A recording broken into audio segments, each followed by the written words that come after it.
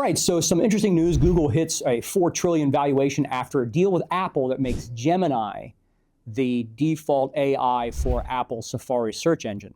So when a company as disciplined as Apple pays another company to stay relevant, that's not really a partnership, that's a signal. I think the question we got to ask about Apple is not what Google does right, but what Apple waited too long to do. So Google recently crossed a $4 trillion valuation, and most of the commentary has been about money, market cap, and stock price. But I want to talk about leadership signals and agenda, because this deal quietly reveals something much more important. Apple is one of the best operators in history. They don't rush, they don't chase trends, they wait until technology is proven and then execute better than anyone else. That strategy worked for phones and for iPods, but now we're talking about AI, and AI is different. AI doesn't reward patience the same way. It rewards learning and deployment velocity.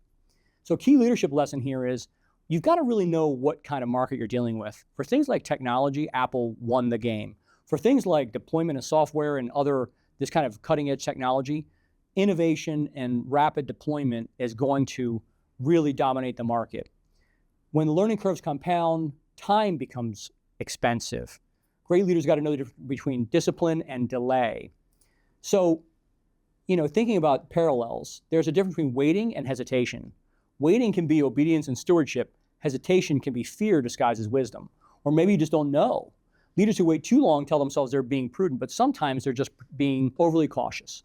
So what's the application in business? I see this all the time in growing companies.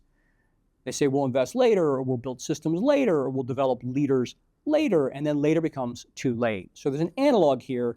You've got to really analyze the critical trend and know which one you've got to deploy and work on immediately. Google didn't win because it was smarter. They won because they moved earlier and learned faster. Apple didn't lose, but they do acknowledge the reality, and they have to pay money now to do something they could have done themselves. Strong leaders tell the truth when the truth changes. So with AI, if you're leading an organization, ask yourself this today. Where am I being disciplined and where am I delaying? Because the cost of waiting is often invisible until it's permanent damage. Stay connected here if you want leadership lessons that can help you see around corners instead of reacting after the fact. We always want to be proactive and not reactive.